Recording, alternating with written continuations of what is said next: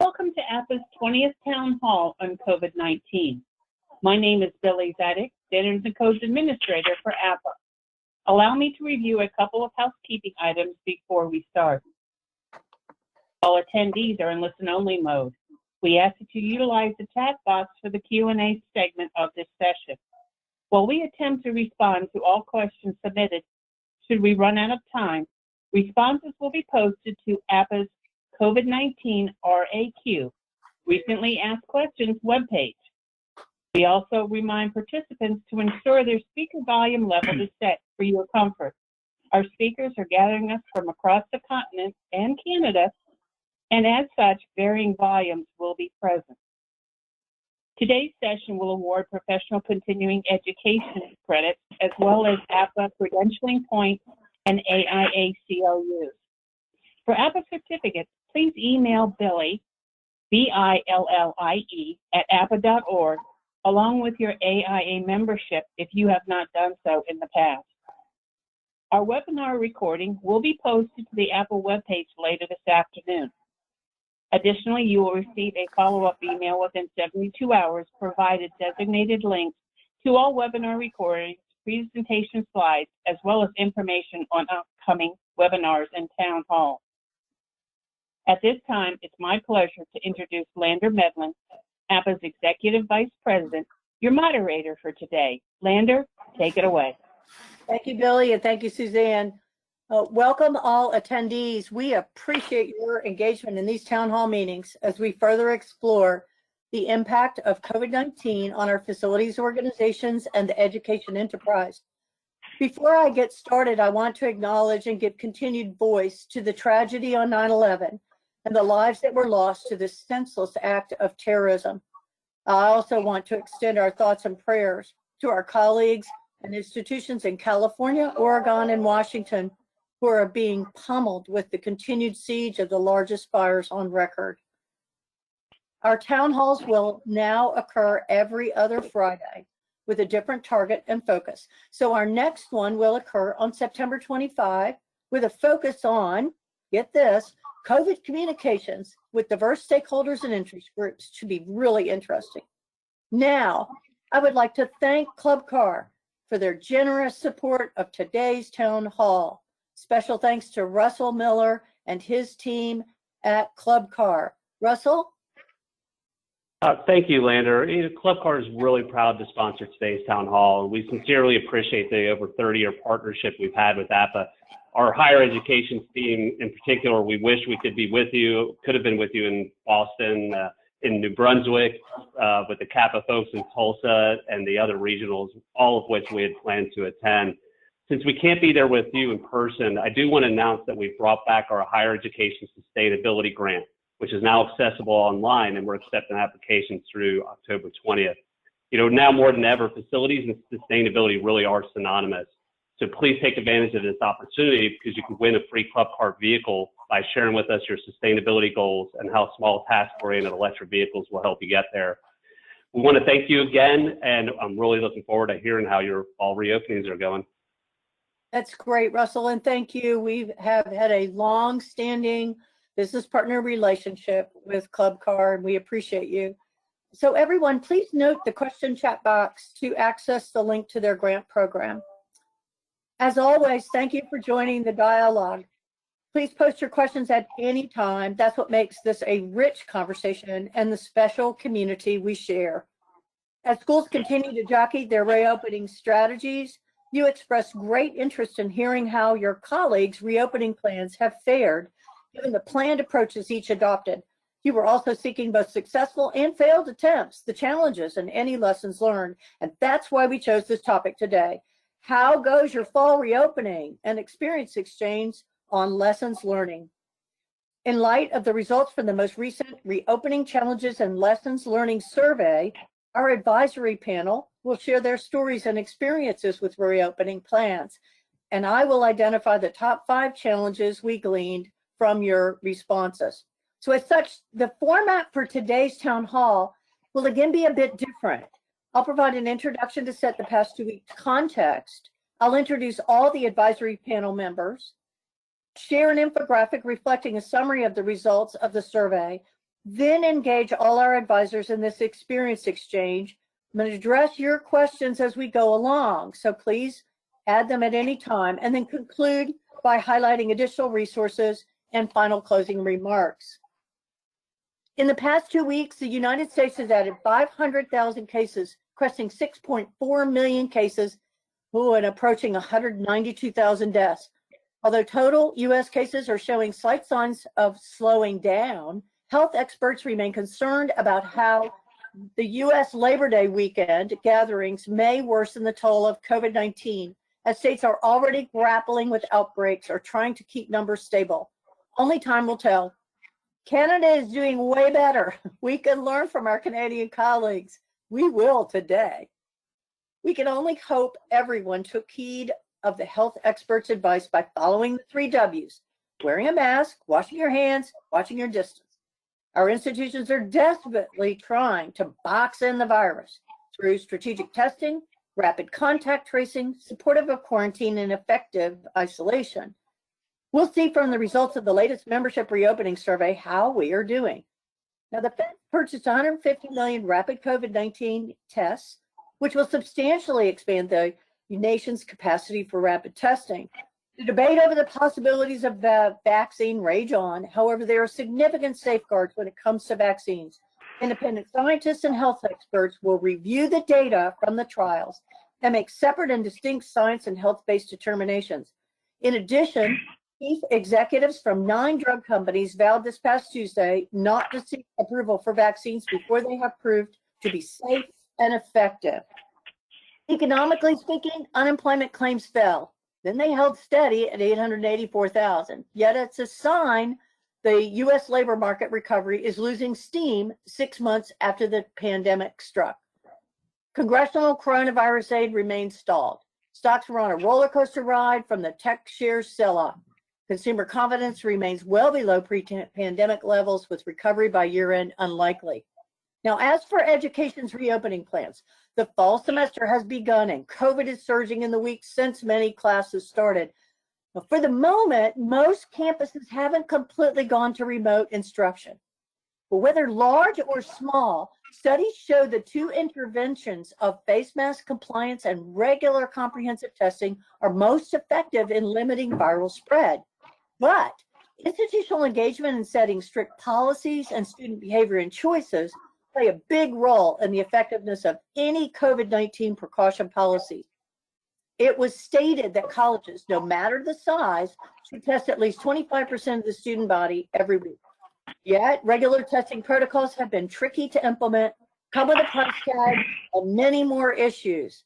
In some sense, it comes down to an appeal to students' responsibility to their community. The motto that I recently heard, "We precedes me," really stuck with me. It's how to live in an interconnected world with care and recognizing that our destinies are inextricably linked. Ultimately, my sense is student behavior will dictate whether colleges, large and small, will make it through the semester with few or manageable COVID-19 cases. Now, before moving to our advisory panel, let's look at the infographic for a summation of the survey questions. These are the yes/no responses. So as you can look at it, with close to 400 responses, really nice return rate, we can see that the plan for semester's reopening remain as is currently. Now, student housing move-in plans worked well and may prove to be a new best practice. Most implemented testing protocols at 80%, and those plans worked well at 89%. Contact tracing procedures were also implemented at 88% of schools, and you've reported it's working with 87%. We will find later in our session that significant challenges remain for both testing and tracing. The use of a digital tracing platform, not so much. The quarantine and isolation situations developed, and spaces were definitely needed by 3/4 of our respondents. And by the way, beds set aside for this purpose averaged 10% of total stock. That just sort of gives you a benchmark. Now, with respect to signage and wayfinding approaches, they worked and you nailed it at 95%. Yet there were some interesting challenges and lessons we can learn as we proceed further into this pandemic. Food and dining services processes appeared satisfactory, Well, boy, physical distancing was still problematic. And social justice issues have only emerged at 22% of the institutions, but it's early in the semester. Down issues did not arise in any big way either. You'll find for both these last two issues that some of the comments shared with us are pretty positive. Now, you're going to have all of those results. They're already posted on the website, plus all of the detail associated with what we're going to go over now. And so this, I think, will be really great for you to know. So let's get further into the meat of the session to hear what your colleagues on this advisory panel have to say. Their experiences and stories to date will target the topical categories expanded upon in the survey by identifying the top 5 challenges or lessons learned. Now let's get going as I provide a brief introduction for all advisory panel members on this stellar panel. Eric, there is in alphabetical order. Eric Backus, professional engineer, professor of practice, and the Howard E. Leckler Endowed Director of the Construction Engineering Management Program at Clarkson University, New York. Eric teaches courses and executes research work in an array of topics related to decision-making in the built environment. He is co-chair of the APPA Facilities Informatics Working Group and past member of the APPA TCO, Total Cost of Ownership Working Group, and a member of the APPA Credentialing Board. Eric is also a retired U.S. Army Lieutenant Colonel. Next is Emmett Boyle, Director of Maintenance and Utilities, University of Regina in Saskatchewan, Canada. Besides Emmett's extensive duties and responsibilities at the University of Regina, he currently serves as the chair of the APPA Credentialing Board. He is a past president of Rocky Mountain APPA and a past APPA board member. Next, David Brewer is the Director of Building Services for Infrastructure Planning and Facilities at Michigan State University. Besides his already significant duties and responsibilities in that role, since May 2020, David has served as the process manager for reopening at MSU, the Michigan State University campus-wide planning and preparedness effort for safely reopening in the age of COVID-19. Now, Karen B. Donahue is the Associate Vice Chancellor of the Office for Capital Facilities in the State University of New York, SUNY System Administration. Karen began in this role in 2009 and is participating as part of several COVID planning groups, both within SUNY and with other higher education institutions across the country. Karen is a member of the APPA TCO committee as well and participated in the 2 APPA Thought Leader Series publications. She is a licensed landscape architect and holds an MBA from SUNY Oswego. Moving to Tony Ixon, is the Director of Facilities at Whitman College in Walla Walla, Washington.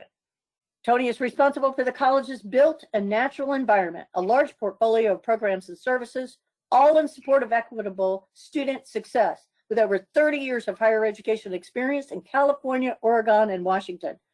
Tony has been PC APPA President and Secretary, and Chair of the Senior Regional Representatives on the APPA Executive Board, among the launch of many other key APPA initiatives. Now, Chris Kopak. Chris Kopak is the Assistant Vice President, Facilities Management at the University of Arizona in Tucson, Arizona. Chris has over 30 years of facilities management experience for the universities of Arizona and Michigan. Chris is a past president of APPA and the Rocky Mountain region as well. He obtained a bachelor's degree in business administration and a master's degree in organizational management while working full-time. John Morris, our last advisory panel member, but not least, is a professional engineer as well and is vice president for facilities management at the College of Charleston in Charleston, South Carolina. John has been in higher education facilities management for nearly 40 years with a bachelor's and master's degree in mechanical engineering from Colorado State University. He is past RMA president, former senior rep to the APPA Executive Board, and past chair of the APPA Credentialing Board and an APPA Fellow. Now what I'd like to do is we have a slide that speaks to how we're going to manage this open exchange of panelists' experiences and stories. And we're kind of cut across the 8 survey categories. And I will close each category with the survey's top 5 challenges for that particular topical area. And so what I'd like to do now is go to the move-in process. And Emmett, I think Emmett Boyle, you have some things that you'd like to talk to us about in terms of University of Regina's guiding principles and what's happening with respect to move-in there. Can you talk to us, Emmett? Sure, thanks, Lander. Yeah, one of the things we've done from the very early on, and we've had good direction from our executive, and the guiding principles have been the 3 C's for us: care, compassion, and calmness. So the care is safety is paramount. Compassion, don't impact the most vulnerable. So those with special needs, the students, those in the the workers in the lowest income groups. So to this point, not a single person has been laid off. And calmness, and so that's just the consistent messaging that this is a one-time event and that we'll get through it together. So as far as move-in went, the University of Regina is almost fully virtual. So we're 95% of the students are not on campus. We've only got a very small number authorized to be on campus, and with that, our housing is only 30% full. So it's really, really quiet. But they did have a very organized move-in, and what normally would have been done over 2 days was spread out over 6 days. And it was a bit like if you've got curbside pickup at the Home Depot, where you pull into a stall, you call a number, somebody would come out and with your move-in package, they'd give you some information, give you a mask. You'd have a dedicated cart, a dedicated elevator to use. Everything was sanitized in between uses. Everything was organized to minimize contact in the hallways. And feedback was very good. I think some of the, I'd say the scheduling aspect was quite appreciated. I'd say if there's any negative, I'd say just overall, from the housing folks themselves, they said it was really a bit dull. They missed the buzz of the activity and all the chatter that normally would occur. So anyway, that was our experience. That's excellent, Emmett. And we've got some, when we look at what the challenges were and even some lessons, you're homing right in on that. We do love the buzz of the students, don't we? It's such an awesome feeling. We will get it back. David Brewer at Michigan State, I think you've got a really interesting story to tell us about your engagement actually in Alabama and what you did many years ago. Would you like to share that and any other thoughts you have on this one? I suddenly feel way ahead of the curve, which is not something people often say about the University of Alabama, but I'll tell you what, we actually came up with this model that I think you're going to find is a best practice going forward for a lot of universities. And for the next, we found that we needed to do what we called a scheduled, directed, and assisted move-in, and what now is being referred to as things like scheduled and curbside and that kind of stuff. But we actually began this process in 2008, running scheduled move-in with assistance through community volunteers and professional movers. And our feedback has been incredibly positive in that program. We found some of the same things that happened at Michigan State as lessons learned out of this program were things that we had discovered years ago at Alabama. So there's some similarity, and I'll share what some of those are briefly. And that is really positively received to have that help. People tend to really appreciate the schedule, the certainty of knowing that they have a time to arrive, the speed and familiarity of a curbside check-in, and that on the operational side, that there is efficiency to be gained in that. In fact, Michigan State, I was talking with our team here, and they found that they decided they actually were overstaffed for their 30-minute check-in times, despite dialing back their volunteer count to a 1-to-1 to assist with their move-ins, and that those 30-minute windows were actually far too long. So they're looking at a much shorter window for scheduled move-ins next year. At Alabama, we eventually got that down to within this 15-minute window, you'll be moved into your facility. So I have a feeling there'll be some of those efficiencies for people to learn going forward. And that I think some of the small details really mattered to folks in the feedback that we received here, like Emmett had mentioned, sanitation between move-ins, having cleaner carts and bagging carts so that people's belongings were never touching a cart that somebody else's belongings had been in. Sort of just signaled care and competence, a couple of the values that we also have been espousing here at MSU in developing policies and procedures to help people feel more confident in returning to campus, despite us only being about 10% full on our total bed count. and that decision having been made only days before official move-in was to begin. That's terrific. So I want us to go then, and we can always come back to these, and other panelists might want to make remarks about them as we move through these. I want to go to the slide that identifies what the survey said from all of you, the respondents, on move-in process and what you saw to be those top challenges. And what we experienced were these staggered scheduled times. What we're hearing that some people had already put this into place, and this is actually emerging as a major best practice. I mean, people are very excited about how it happened and how smooth it was. It was much more relaxed process. It spread it out over time. People felt more catered to. I think that one of the disconcerting things was that obviously with COVID, we can't have as many people accompany the parents or the other folks accompany the student. But they worked through that and they all understood. Just adhering to the established protocols and this idea of frequent and clear communications. Someone else wrote in good, honest communications and maintaining that community cohesion so that people are confident about the communication and how you're proceeding. We're going to get way more into that 2 weeks from now because we think it's really important and cutting across all of these areas.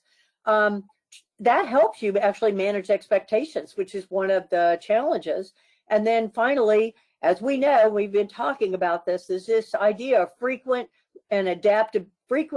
flexibility and adaptability to changing decisions right on the fly and right at the moment in time. Another challenge that we saw in the data was dealing with student belongings. If you had not gotten those handled and moved out from March when everybody was sent home rapidly, that became sort of a mess. So that didn't help matters. But this whole idea of spacing timeframes really turned out fantastic. Any other comment by our advisory panel before I move to the next topical category of testing protocols and procedures? Lander, this is John. I think a benefit on the backside of that is spacing that out also helped us with our staff managing removing the waste and all those things. So instead of having 3,000 people bringing in waste and 30 people trying to take them out, we'd spread that out and helped us on the back end as well manage the waste. That's excellent. That's a really, really great observation and comment about the operational efficiencies and being able to sort of streamline and smooth it out. So we may be seeing some things emerge here. We've all been calling it emerging practices, not best practices, and lessons learning, not lessons learned. But in this particular one, you're going to see that that is really helping us. Any other of my advisory panel members? Yeah, I would also just add one of the other downstream effects of that is in your town-gown relationship, especially for urban or semi-urban campuses, the reduction in traffic load on city and surface streets and also feeder traffic lanes is tremendous. And so not having to put that impact into the community where we're stopping traffic for days at a time or snarling it up has actually been a really positive town-gown relationship outcome too. Oh, that's really excellent. That's great. Okay. I would add one more thing, Lander. This is Yes, Eric. please, go ahead. One of the things we did in the spring semester is we had to vacate quickly was put a lot of things into storage. And so one of the things that we are certainly learning is to better trace and make sure we understand where personal property has been stored and how we can deliver that. So as part of our moving process, we delivered to rooms, and it wasn't as smooth as we wanted it to be, but we're definitely thinking about that now as we think about if we have to vacate again, how we'll make sure we trace all those belongings so that they get back to the students as if they need to put them in storage temporarily on the campus. Okay, that's excellent, Eric. Thank you so much. And as people are putting questions in our question box, as we get to this area of focus, I will bring those questions in. So don't hesitate to put those questions in, and I'll get them when we get to that particular topical category. All right. I'm going to move to the next topic area of testing protocols and procedures. And this has been interesting. So I have Karen B. Donahue, who is going to talk to us about her experience with the SUNY system. And then let's see how that goes. We'll have another person, and maybe the rest of the folks would like to chime in as well. Go ahead, Karen. Great. Thank you so much, Lander.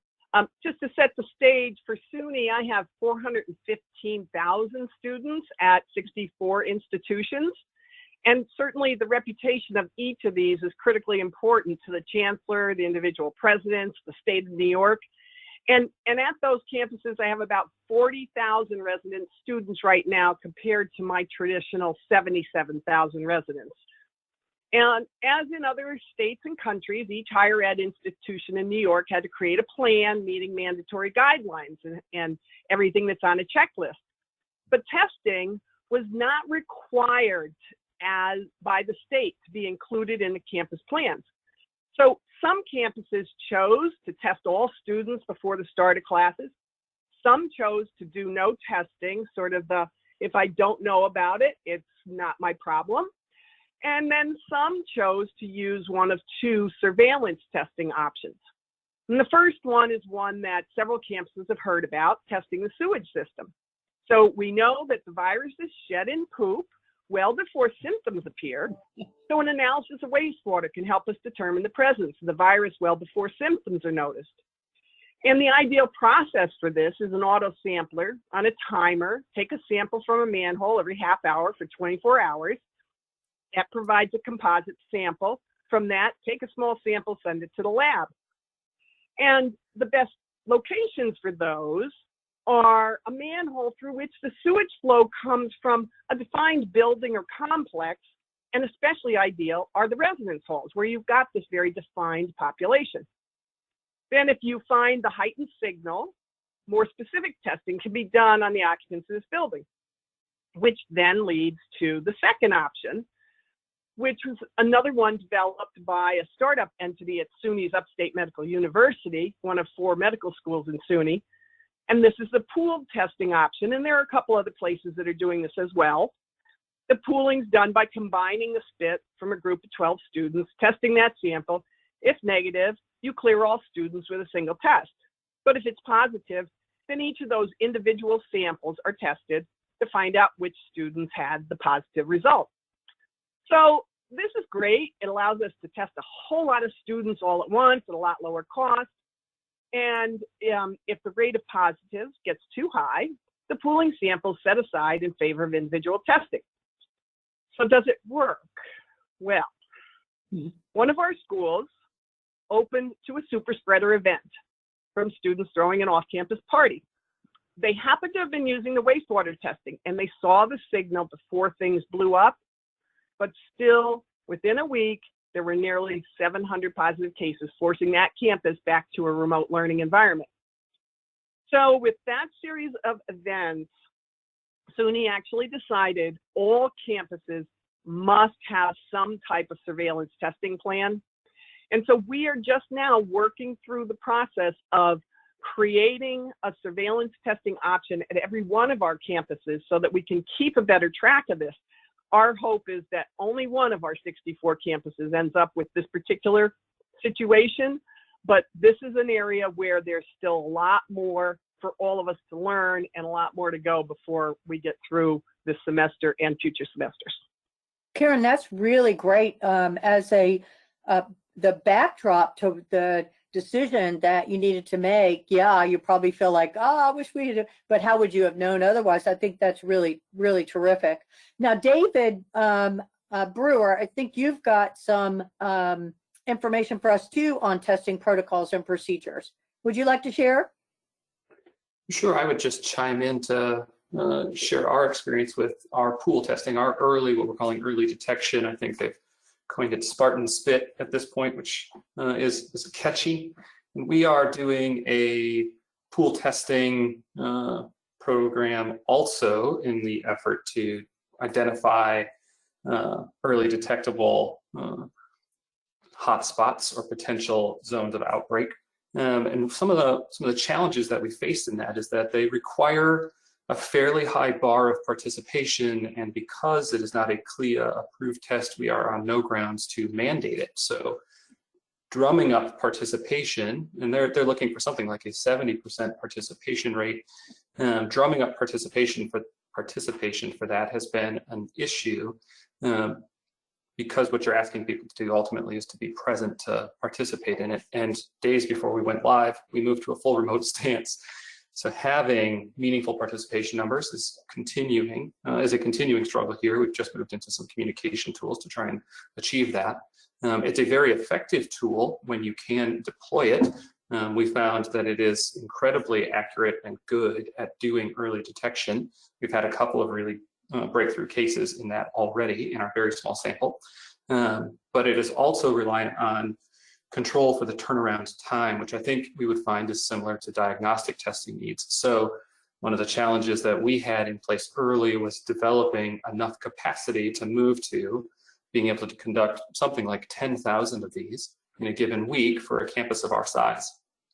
And that required significant initial resource outlay and laboratory stand-up. Those are now all in place thanks to some early, strong, positive leadership and support on behalf of our university leadership. And so we have this very effective program, and now the trick is to get participation. So we're moving through the process now, finding ways to get an emergency use agreement, potentially to mandate those participants available to participate to actually have to go through the program. But I would echo some of the comments that Karen had made about its effectiveness, but also some of the challenges therein. Very good, David. That's excellent. So what I'd like to do is take a look at the slide that identifies what our survey respondents said were their top 5 challenges when it came to testing protocols and procedures. And, you know, we found that to be really interesting in terms of just, you know, we've heard nationwide turnaround delays. I don't know how that's been impacting in Canada, but Emmett will tell us that. And then actually ensuring compliance, and I think the two of you talked about that, and are you going to make it something that's absolute or not? And that's been problematic.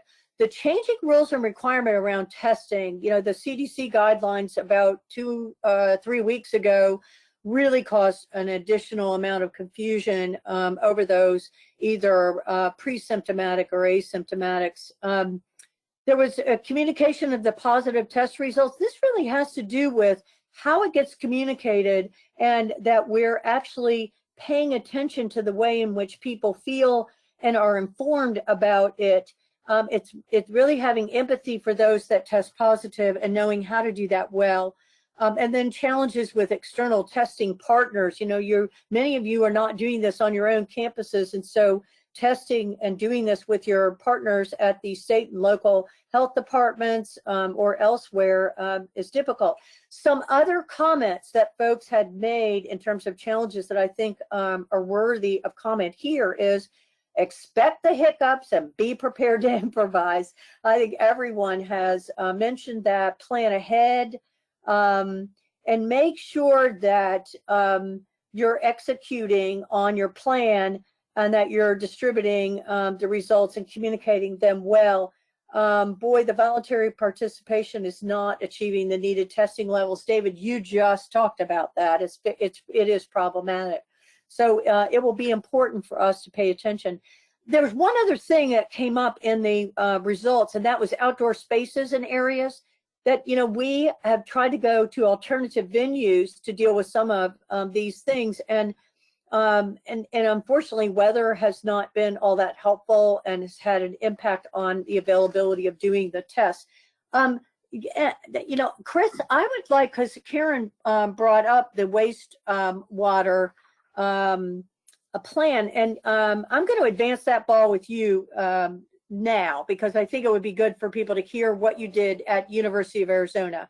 Chris, can you chime in on that, and then others think about comments you'd like to make before we move to the next topic? Chris? I can, Lander, thank you. Matter of fact, I talked to our world-renowned researcher who has developed the wastewater testing, Ian Pepper, this morning, as we are looking at expanding from our 12 current dorms that the wastewater is getting tested 3 times a week to all our dorms, which will put it at additional 12, so a total of 24 but we're also now looking at expanding to our entire Greek life. Even though those houses are officially not universities, we have 23 of the sororities and fraternities. We're going to expand out to those in the very near future. And then also where we're seeing the hot spots are our off-campus skyrise apartments that are on the perimeter of campus that are housing thousands and thousands of students. So it's a great partnership. We're working with our county and our city, and our facility staff is just super heavily involved in it. And then Ian will expand out to 60 different locations multiple times throughout the week to test. And then the procedures we have in place, we get that information back every evening around 5 o'clock. And then we can go ahead and work with our housing staff, contact students who were tested positive, and our facilities management now is also helping transport those students who are tested positive over to our isolation dorms. We filled up one isolation dorm already that housed roughly about 79 students. We have spilled over to another dorm, and these were all in our plans. We're heavily involved on our incident command team that has been set up over the last several months, along with multiple other teams. We have another dorm that houses over 150 students. That one now is about 50% full, and we have backup plans for additional dorms for over 600 isolation units if we need. It's nice to say, though, that we have about 30 students who will be coming out of the isolation, 10-day isolation, and we now have been on campus for roughly 3 weeks. But the wastewater testing has allowed us 7 days before the COVID virus is prevalent, we can catch it and nip it before it becomes just a huge super spreader spreading throughout some of our dorms that are ranging from 3 to 5 to 1,000 of students in those areas. That's excellent. Thank you so much. Are there any other comments from our advisors? So Lander, this is Karen. Yes. I just want to add one additional comment, and I think very exciting thing for all of us, which is the potential with the Abbott new Binex Now COVID AG card, which is going to be a $5 test. It's a card that a nasal swab is used. It has to be done at the health center, so it's not a take-home pregnancy test style, but a still done in a professional setting, gives a 15-minute result. But the most amazing part about it is that it is just the cards. You don't need a piece of equipment, which many campuses found. They ordered some of the Sophie 2 quick test kits machines, but they were back ordered, or they were getting redirected by governments to other locations. And the Abbott stuff is starting to get delivered and is likely to be one of the tools for the future, especially to keep us going with this at a much more reasonable cost. Very good. That's great, Karen. Ted Widener from our question group just said, so we may put you on the spot with this, but let's see. He said the New York State governor has announced that colleges and universities with more than 100 positive cases must go online only. And so that means that a small campus is treated the same as a very large one. Any comments you want to make about that, or is this like new off the press? No, we've been working with that information now for a couple of weeks, and it's actually an interesting way that he's looking at this. And certainly we went over that 100 with our one campus, but none of the other campuses yet have hit the 100. But it's also not a rolling number. So it started, I think, on August 28th, and it's 14 days, which ends tomorrow or the next day. And then we reset to 0 and say, okay, so now if you collect 100 positives in this next 2-week period, then you have to go on a 2-week delay of all remote classes.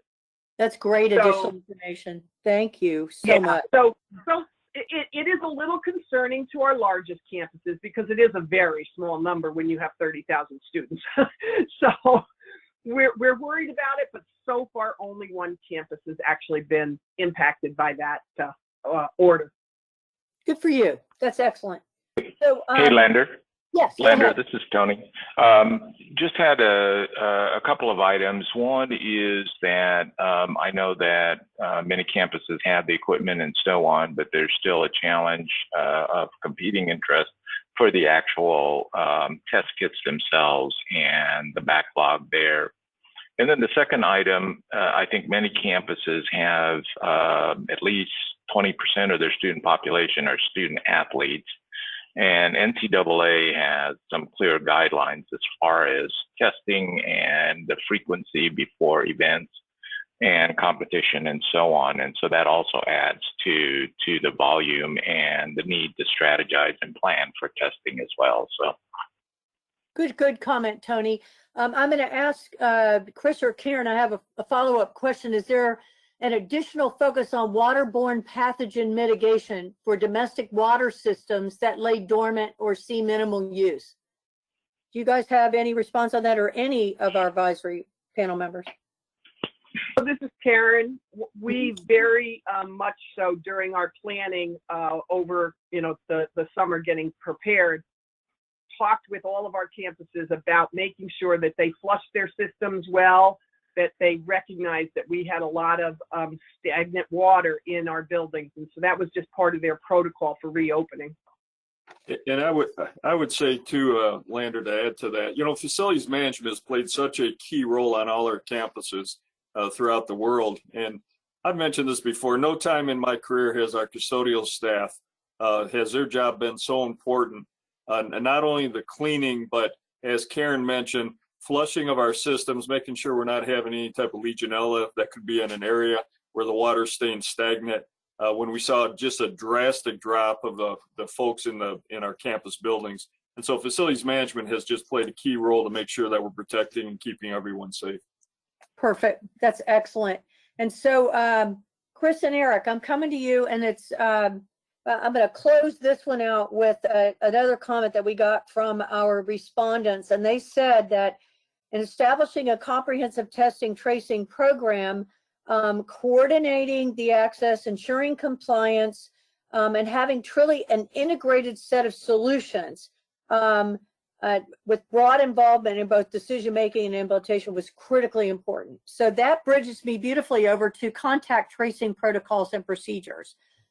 Chris, I think you were going to take that on, and then Eric, if you could talk a little bit about this contact tracing. And I think you've helped us with your work with Ian Pepper on the wastewater piece. What other things can you tell us? Because I think you have a digital platform, if I recall. Well, we do. It was just developed recently by our public health folks. There's such a connection and a synergy that's taking place between our researchers on the testing side, with Ian with the sewer water, with the antibody testing, the antigen testing, the PCR testing that our medical folks are doing for all our students on campus, and the faculty and staff 5 days a week. You add in the testing, you add in then the wastewater testing, so you have a dual approach, and then you have the application that can do contact tracing. And once you've signed up for that, that can tell you if you've been exposed and how long a period of time somebody who's been positive on a COVID-19. So it's really just a really good tool that's allowed us to go ahead and try to minimize the increase of COVID on campus, and then also keep everybody safe while we're here. That's excellent, Chris. Eric? Yeah, so one of the things that's really been thinking to think about, again, so I come from an academic background, so I'm a faculty member. And so when you start about contact tracing, is how do we think about communicating what this is? So there are a lot of great systems. So we have employed, I would say, as Chris said, we've coordinated with the local health officials in our local hospital, which we have a strong relationship with, and they are assisting with us, and we've got dedicated folks and dedicated protocols for this. But how do you communicate to that person in the classroom who's going to have to be interacting with these students if they're live like we are? And so this became a very acute thing for us when we started setting up temporary classrooms. We needed to very rapidly transition from a lot of fixed seat classrooms that would have large capacity to other alternatives, be able to meet the schedule and all the requirements to teach classes. And what do you do when you change your classroom from what was a 250 seat fixed classroom to a gymnasium now spread apart with tablet arms or other furniture type classrooms that's become this very large thing, and being able to track who's in the room. And so one of the things to think about carefully is how do you communicate that and share that with your faculty. And so I think we've done that successfully by, really being patient with the faculty and letting them know what they have as responsibilities, but also thinking about giving them some, initial layouts and, things like GIS and tools we have in the facilities realm of blueprints and things like that that can be quickly put into a, CAD or something like that and put out as a product is extremely helpful to faculty to say, hey, here's where the desks are. They can start assigning seats ahead of classes. We were able to do that in some cases, which was very helpful to the faculty for contact tracing purposes. That's terrific. Thank you. I was going to move to the slide. I do want to ask, before I do that, I want to ask Karen about a quick question we had about Abbott testing. I know you have some really good information there that may only be available to government first and not the universities at this time. Do you know anything about that? And if you don't, that's okay. So I will say that I do not believe that that is going to be the case. And the only reason I say that is because my son actually works at Abbott. All right. And he said that Abbott's general philosophy is to be fair with all of their customers and not let the little customer get wiped out because of a large order. Now, that said, government can trump everything, and I didn't mean to use that word either, but, so I can't be absolutely positive, but that is not natural for the way that Abbott runs. Very good. That's excellent. That's what we needed to know. And I just want to, I'd like to add one comment related to the contact tracing. And so here we have the 700 positive cases at one of our campuses. And I think it's important to note that we have had 0 staff who have actually ended up with positive cases.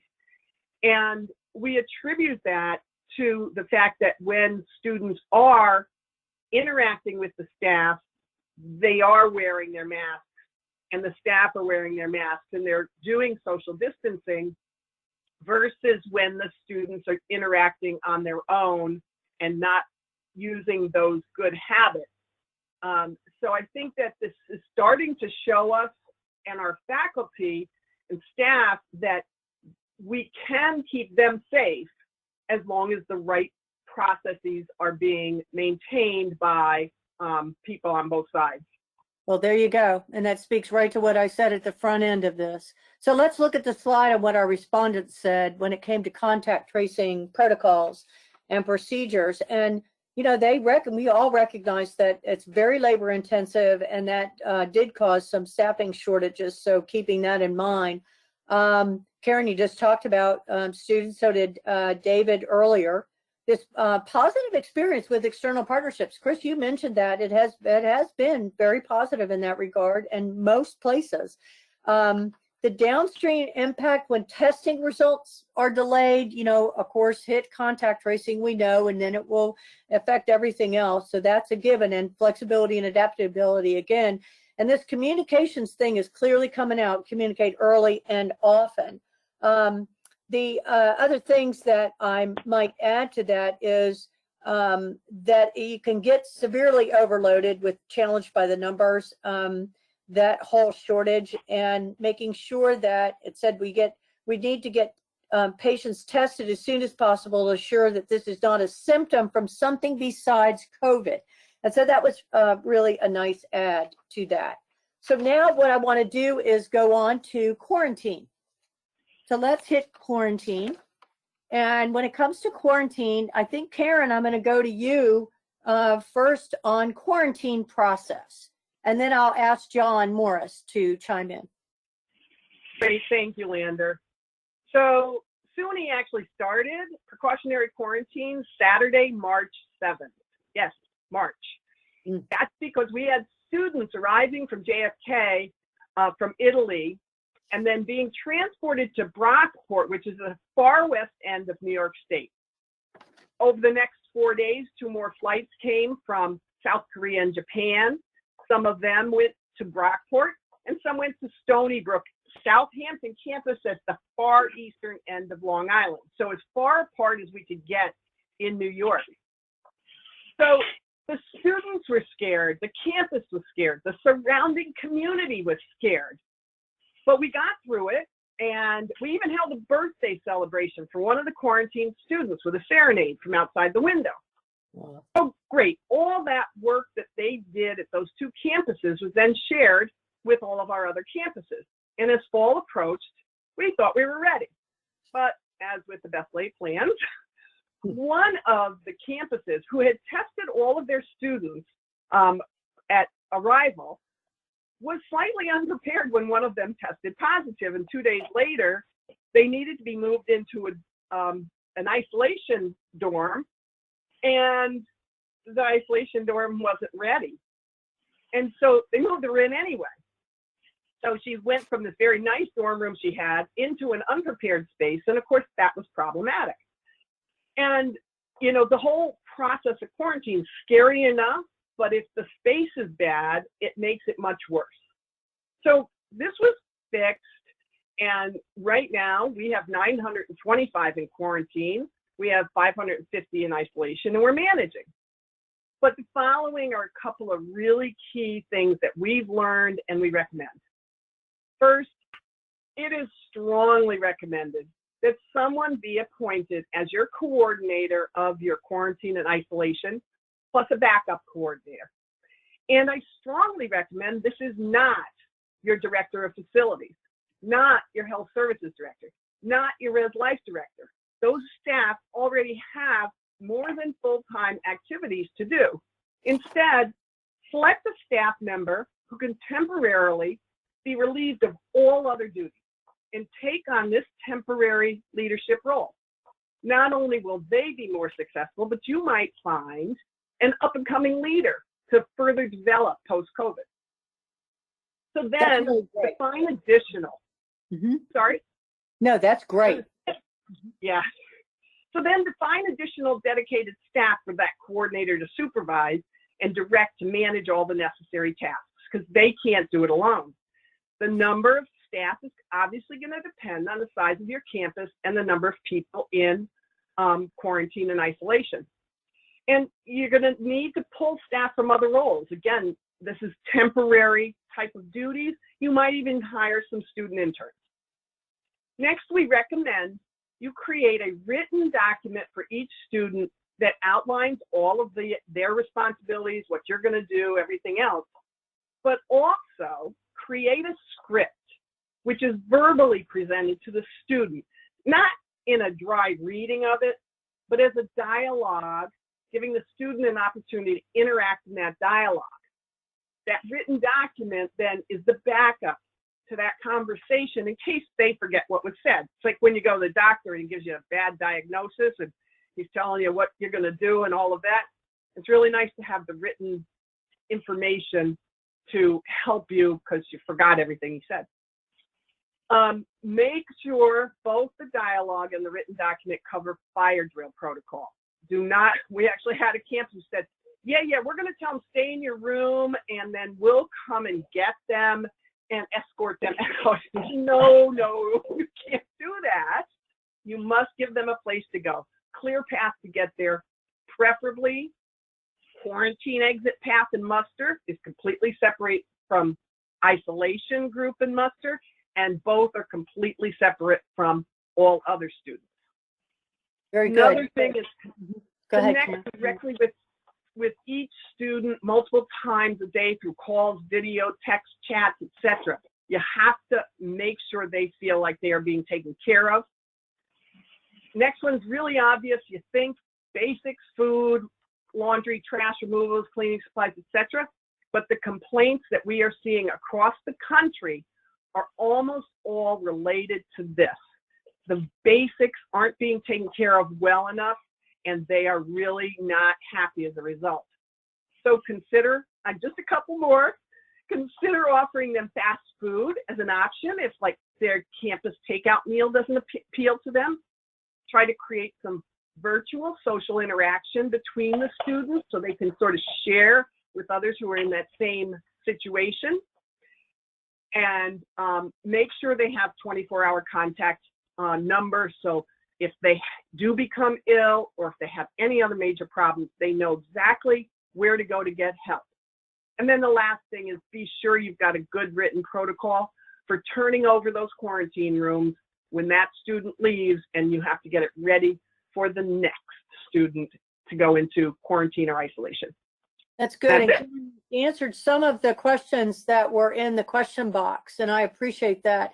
One person did say that, I think you mentioned that there were 700 students positive at one campus, but no staff were positive. Can you say where that was? Were you the So one? that is our SUNY Oneonta. Got it. Okay. So Steve Chromatic, that's SUNY Oneonta. Is that right? Did I get that right? That's good. Yeah. Okay, very good. And then another question that I did have that gets me into this isolate, but I want to go to John Morris first, and then I'm going to go back to a couple questions that I'm getting in the question box. John? Yeah, thank you, Lander. You know, a lot of mine is going to second what Karen was talking about. I think a lot of it is making sure that your messaging is clear. We've got a video describing the difference between isolation and quarantine, because that's not clear to everybody what the difference between, and the simple one is I say isolation is ill and quarantine is questionable. So we kind of talk about that through our video messaging. I think at the same time is some messaging to tell them what to expect when they get into these spaces. It is not going to be viewed as a luxury. This isn't a vacation. We're not going to have a concierge service. So they need to bring personal things for them, and certainly understand what their limitations are going to be on their freedoms, their movements, their activities, and the consequences if they do not follow those protocols. And we've also defined and are encouraging every student to have a quarantine kit. So we're describing what should be in that quarantine kit or quarantine isolation kit. Enough clothing for 2 weeks.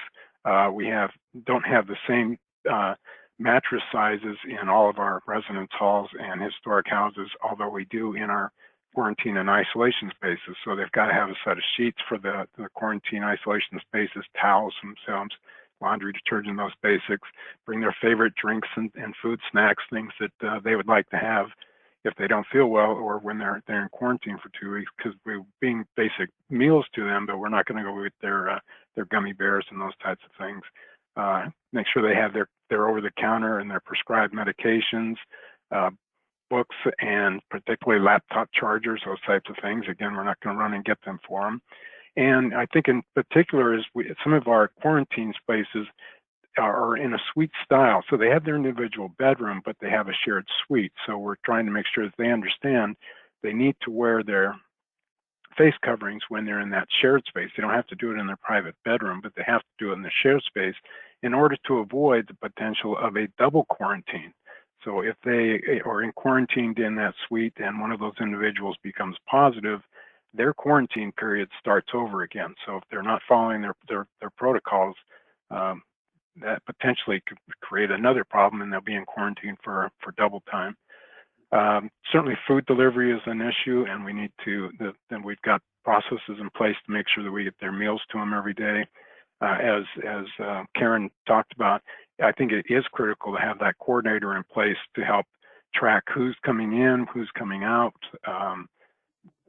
Do they have the right everything they need for their space, and in particular, make sure we've got a good process for late nights and weekends, because we do know that those are going to happen. It's not ideal. It's not going to happen all through the work week for us. And then and Karen touched on that as well, is making sure that we are trained and have reassurance for our custodian and our maintenance responders, so that they know how to get into those spaces and what to do, and the different cleaning protocols between an isolation space and that for a quarantine space.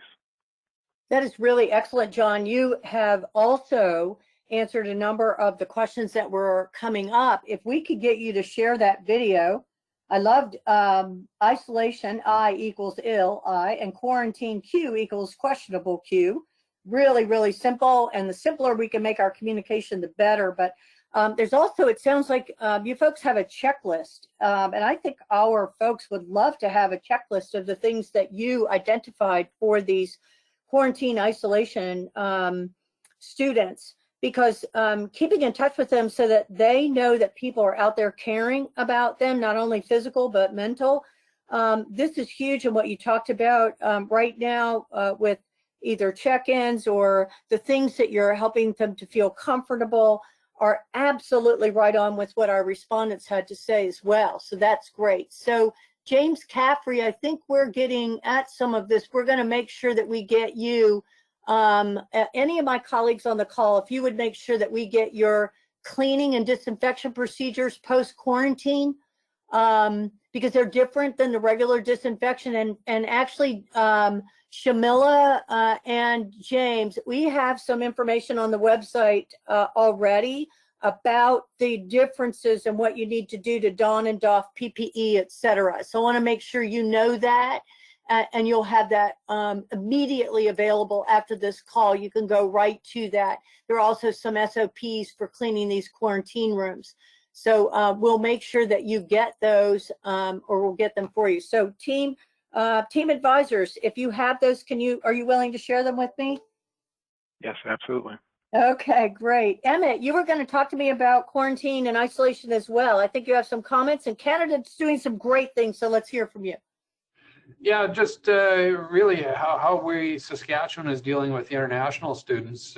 We have a 14-day mandatory quarantine for international students, and University of Regina has been set up as the central point for quarantine for all the post-secondary institutions in Saskatchewan. So at one point it was just felt that it was better to have one place doing it well than 3 or 4 trying to cobble it together.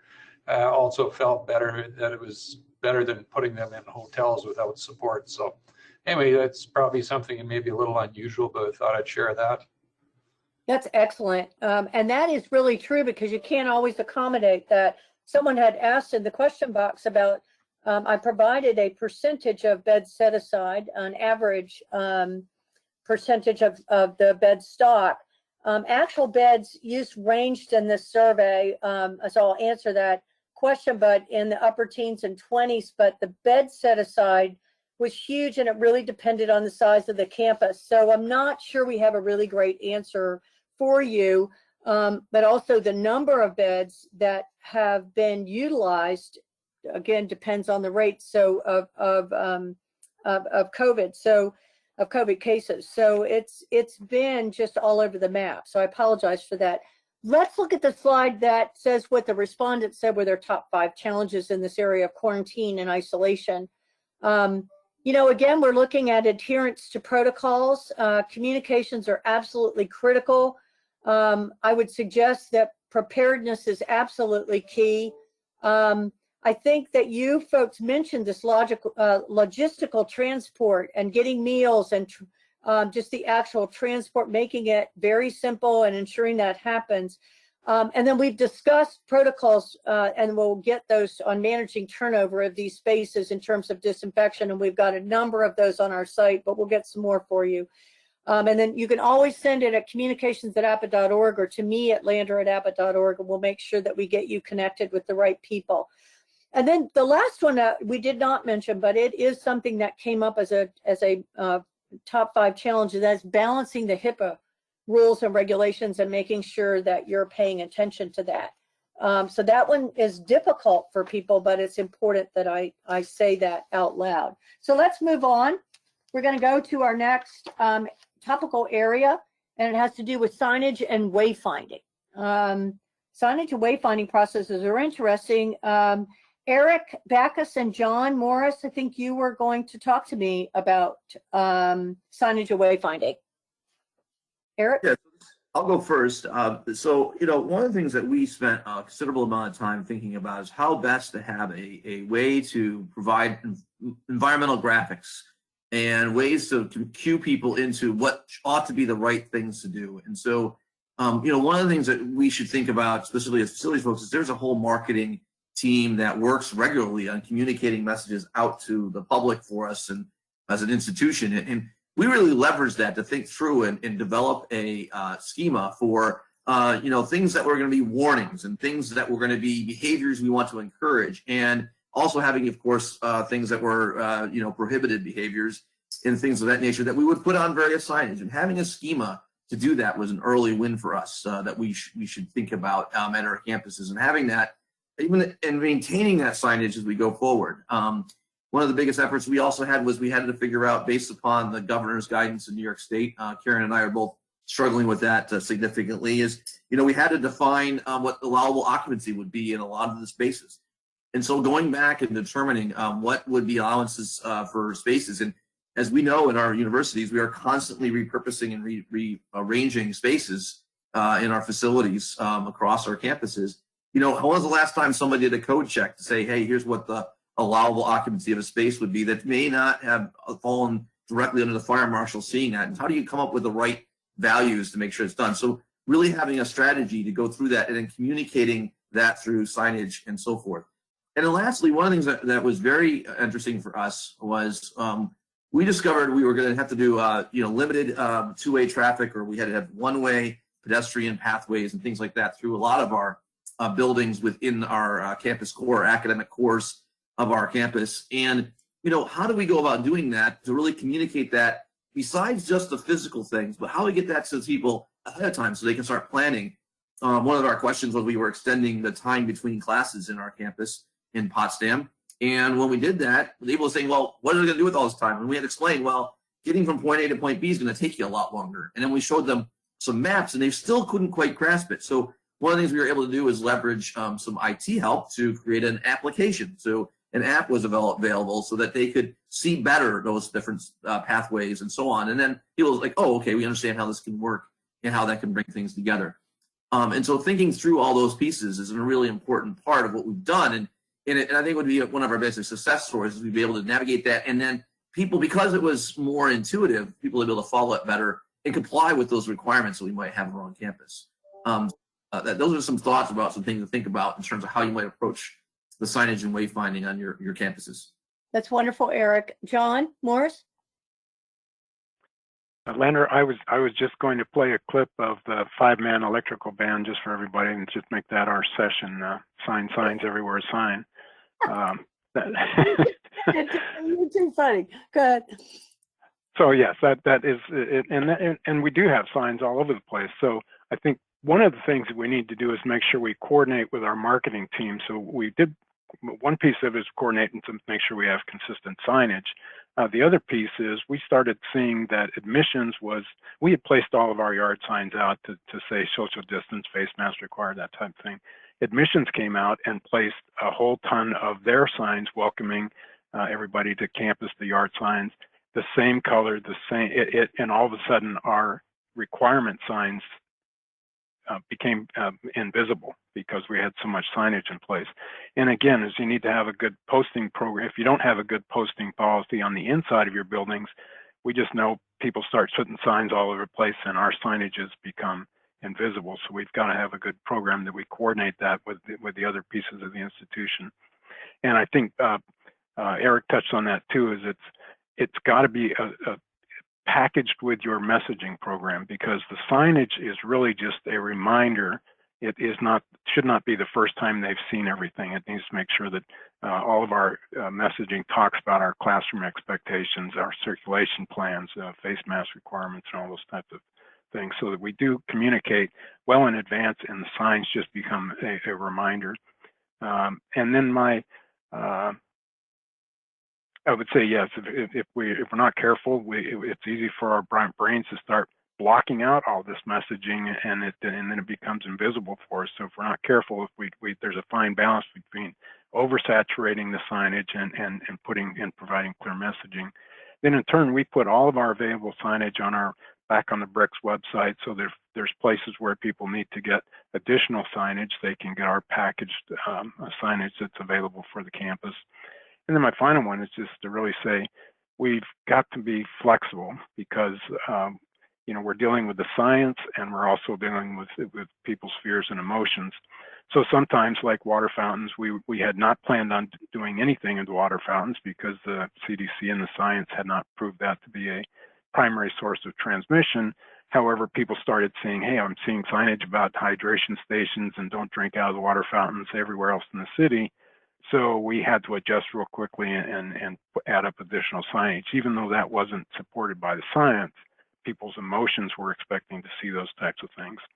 And in turn, we were putting directional signage on the walls, which is where we kind of eye level, where we anticipated people to be looking. And then they were going, well, the grocery store is got signs all over the floor. So we quickly adjusted putting signs all over the floor. As we started doing that, we started seeing the grocery stores pulling up their signs off the floor. So just being flexible is kind of the theme of the semester for us in facilities.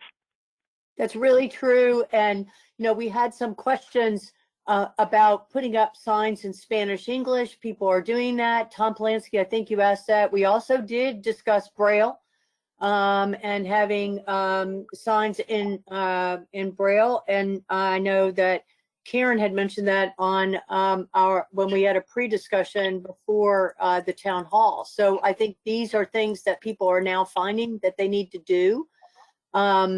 And someone else, Bruce Watts, said make strategic use of sidewalk paint for graphics as you approach building entrances. What I thought I would do is go to the slide that talks about the signage wayfinding top 5 challenges or responses that we got. And the whole idea of just sheer volume and the number of players engaged was huge. And you just mentioned it, like where to put them, when to put them, and having the top challenge and frustration was too many signs. It became this sort of visual clutter, and were they even going to read it? So that was problematic. And someone had mentioned in the challenges, people are sign blind by now. So maybe the Braille is good. I'm only teasing, but having people actually read that signage and the advanced planning, making sure that you have strategic sourcing agreements with a good qualified people is important. Too many creators of signage. I think that you just mentioned this, Eric, about having a schema early on and knowing exactly what you're going to do and who's going to do that. Really, really important. And then trying to back it up with some compliance and definitely consistency in messaging. I thought these were really great points that the two of you, Eric and John, also made, and that aligns beautifully with what our members and respondents were talking about. Yeah, go ahead. One thing is, so in regards to those with accommodations, and we have to be sensitive to that. A lot of the signs, and the Braille is a good example, but even being able to find the Braille might be hard if you're putting a sign in a location that are not things. So I think one of the things we really think about as our campuses is really reach out to your accommodated services, to reach out to those individuals that need those accommodations and make sure that they are made aware of the services that are available to them. And that includes, guides and walkers. We have done that with a couple students on campus, and that's something to think about. Are there ways you can do things without signage that enable people to do that? And then also communicate the community that if you see somebody who's going against the flow of traffic, they may have an accommodative need, and that's okay. We're just allowing for those exceptions as part of what we need to do to make people be able to get around. So I think it's part of that caring discussion we had very early on about the culture around this needs to be caring, and I think, as John said, flexible about how we manage this to do it as safely as possible. That's really great. I'll second what Eric was saying there as well, Lander. And yes. that first week, since it's counterintuitive sometimes what that circulation flow in the building is, we've got student docents that are helping people that first week, so that hopefully you kind of get the cattle mentality and get the cows going in the right direction versus the cat mentality and everyone's going everywhere. I love that. You have some really great ways to message. We're appreciating that. And Lander, yes, Karen, just one more comment on the Braille thing. Well, we did have 2 of our campuses who sort of forced the idea of putting Braille stickers on every one of those signs, wherever they were. It doesn't necessarily make sense. And Eric's comment related to working instead to accommodate the needs of those with visual impairment is a much better way to go about this, because the visually impaired don't know where the sign is to go feel for the Braille. So yeah, it's not the solution, but something should be done to assist them. Okay, that's great. And, you know, I had a couple of questions here. Tom Harkenreiter, you asked about requiring contractors to file system checker reports.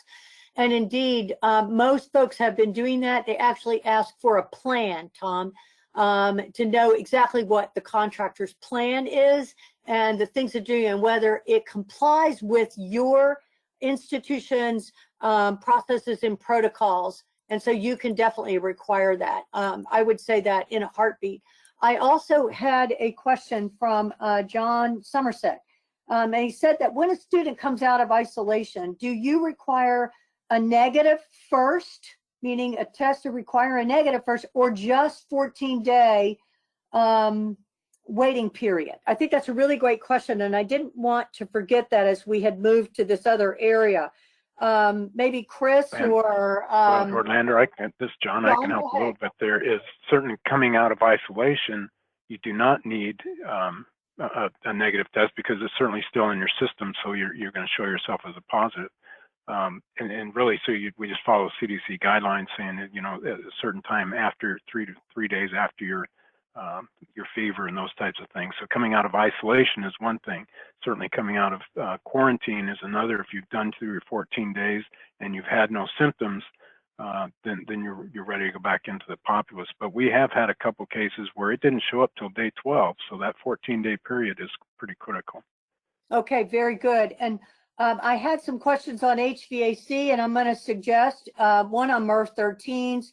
We had an entire town hall on HVAC considerations 2 times ago. And you just email me if you have, if you don't see it on the site, but it addressed every bit of the questions that you were asking regarding HVAC. And if you don't feel it did, either in the RAQs that we posted or the actual recording, I'm happy to track it down for you. Okay, because that's important, and we have really been hitting on the HVAC stuff in a separate session. Now I want to move to the dining and food service process, because I think we'll have enough time to maybe do this one, and we'll see if the others. But Tony, Ixon, and Eric, you were going to talk to me about dining and food services. Tony, you want to go first? Yeah, sure, Lander. So, you know, as many of you are aware, it's definitely a challenge, especially when you go through de-densifying the space. And I'll use example of one of our main dining halls seats 600 capacity between noon and 1, and it really went down to 140. So, you know, we focused on working, it was a fairly new building, so we focused on working with our architect, creating an occupancy path of travel, signage, as everybody's already mentioned. We have our group that I oversee is called People and Spaces, and we have a communication person assigned to it, and that's been very, very helpful to create a standard across the college. The ultimate message is that it takes longer during COVID in anything, whether it's maintenance or serving food to our students. So during the early summer, I was working with our business partner, food provider, on many of these things, including opportunities for our students. Many of our students are work study students, to form what I would like to call dining advocates to help monitor some of these things, creating one-way path of travels as much as we can. Lander just now mentioned mechanical system, especially in the kitchen area, which again is a very critical piece, maintaining the social distance and all the necessary precautionary measures in a kitchen area. And we also talked about the delivery of food, whether it's pre-boxed, takeout, whether no containers are allowed, compostable containers are allowed, single use. All these things came into play. And then ultimately, we did decide that one of our cafe or dining areas will focus on the pre-box or the takeout, and that really helped de-densify the main dining hall. Some of the other components to consider as well is we were open to the public, and so then we focused mainly serving the students. And the key aspect to that is that we took a look at the pre-COVID patrons, the students that have meal cards, the students that come in, the public, and so on. And that really helped our process as far as making sure that we have that that opportunity to lay out the facility accordingly, as well as the hours. Now, as I mentioned earlier, the timeline always takes a little bit longer, and I entered into discussions as well with the provost and academic affairs registrars area, especially at a residential college. That was a critical piece to extend the dining hours, and they and the faculty were all extremely supportive, understanding the need to do that. The other item that was also a key issue to us, especially with the reduced menu, and of course now with not serving any food, is the impact to the facility's budget as well. I think many folks have a certain mechanism for chargeback and maintaining. Looking at the outdoor space, we were looking at fabric type structures such as sprung to enclose outdoors. We're obviously with the inclement weather and so on, I know in certain states that may not be an issue. What are some of the other issues that we took a look at? Were food allergens with the limited menu. Those still became a key priority. Using swipe or proximity card access. There was discussion about reservations, but with the limited space, always a concern that with no shows and so on, that would pose an issue. But the reservation system that we've implemented has worked real well for using space inside the student center and in other areas that require density monitoring. So those were kind of some key issues that we looked at as far as preparing for dining and food service in person. That's excellent. And Eric, you want to add a couple comments on that? Yeah, just a couple things. I think Tony hit on a lot of it. It's really great. But one of the things to really think about was, for us was, talk about social distancing in the space, but social distancing getting into the space, the queuing space. We really need to have thought through that carefully. In our case, our facilities were such that we could articulate that fairly well and have some plan. So we actually stepped away from in-person dining in the space, but more making that space into queuing space, because being able to get through the line, pick up things, and keep the social distancing there, as important as being in the space, was probably felt to be more important to be able to make things work. The other thing is you really need to be ready for the influx of complaints. I will say that was, we have social media and things of that nature are certainly great tools for sharing information and so forth, but I will say that having a way to manage, and complaints may be too strong a word, but criticisms, concerns, especially from people off campus, namely parents, who had a lot of concerns about things, because now with portions being different than they perhaps had, you don't have the buffets, you don't have those kind of things where you can have all you can eat. That definitely for certain individuals can be a problem, and the choices are not as plentiful as it is. So you need to have a mechanism, and you need to have a strategy about how you want to respond to those in a way that's really really key. So that would be a couple additional points I would add on to this discussion at this point that we learned through the process so far. Very good. We did note, let's look at the slide that shows us what our top 5 responses were and challenges from our folks when they came into it. And they said, this huge impact on the waste stream. I'm not sure that we thought about it, but it's definitely been an impact. because of the takeout delivery apps, all of these things are now becoming the new norm, and they may be the best practice. You've talked about takeout lines and limited seating, and the whole physical distancing around outdoor seating options. But it's also brought food outside and bees and bugs and pests, all kinds of stuff. So without a really good trash removal effort, our folks are telling us in their written comments that we really have to get our hands around that. Otherwise, we've got the additional issues that we're all very well aware of that can occur. So that was great.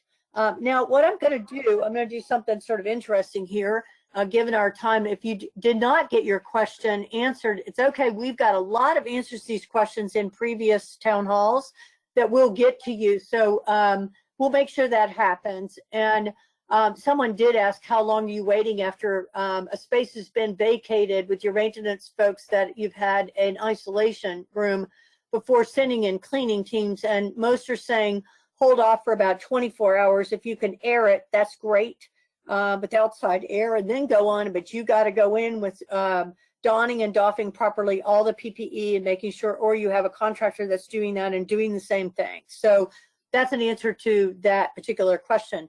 So what I'm going to do is I'm going to look at both social justice issues and the town gown issues. And what I'm going to actually do is ask Chris to sort of bridge us to town gown, because we'll have only that much time to discuss that one, because people were asking, well, what about external partnerships? And Chris, I think you've done a beautiful job on this town gown piece and how you're dealing with it. And then I'm going to take social issues and town gown, et cetera, into the COVID communications session that's coming up in 2 weeks. Chris?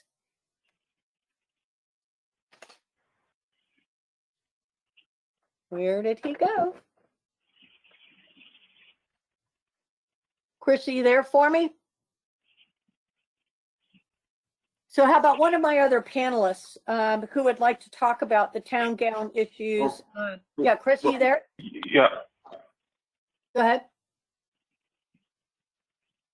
Lander, this is Tony. I could go ahead and jump in if Chris is offline. Chris, are you there?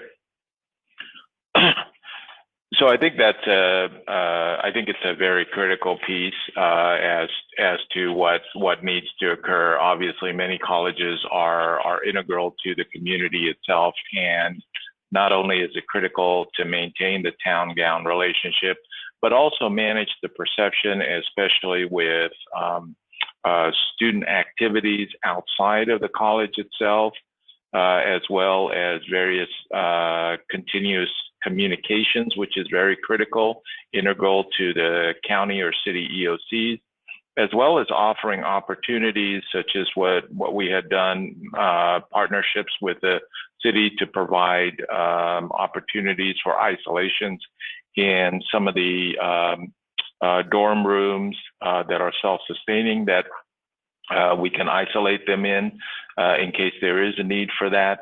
So there's a lot of different opportunities, I think, that is very critical for a college or university to step up and truly be a part of the community. And I know I'm trying to be mindful of our time, so I'll just stop there for a second to see if there's any questions or whatnot. Okay. Hey, Tony, Chris, I think you're back. Lander, can you hear me? Yes, we can. Yeah, I'm sorry about that. I'll just add in real quick too, as Tony mentioned, sorry for the delay, that it has been just really a collaborative effort between not only the university and the facilities management departments and multiple units that we have worked with from the research side to the faculty side, but the city of Tucson, our Pima County, all working together. Our wastewater testing that we talked about, not only is at the University of Arizona, it's stretching into our Pima County, our city of Tucson areas. So really working together with our Greek Lives, our off-campus apartments. It's been really a great collaborative effort.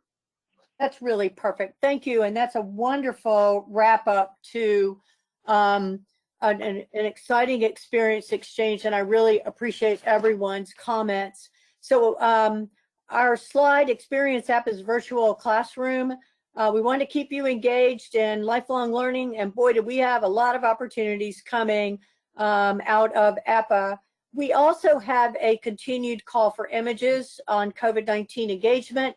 We have a slide showing our other available resources, and I want you to save the date. 2 weeks from now, Friday, September 25th, we will address COVID communications. Yes, all the communications, and you were hearing us just touch on that with diverse stakeholders and interest groups, and some of our colleagues on the call have expressed a willingness to also be panel members. So as I close, I'm reminded of Howard University's 150th commencement ceremony's keynote speaker, Chadwick Boseman. His remarks, and he's now deceased and an acclaimed actor, most recently in Black Panther's starring role. When he shared these words of encouragement: remember, the struggles along the way are only meant to shape you for your purpose. Sometimes you have to feel the pain and sting of defeat to activate the real passion and purpose that God predestined inside of you. Stay strong. We're in this together. Good day. Have a great weekend. We hope you will join us in 2 weeks, September 25. Thank you.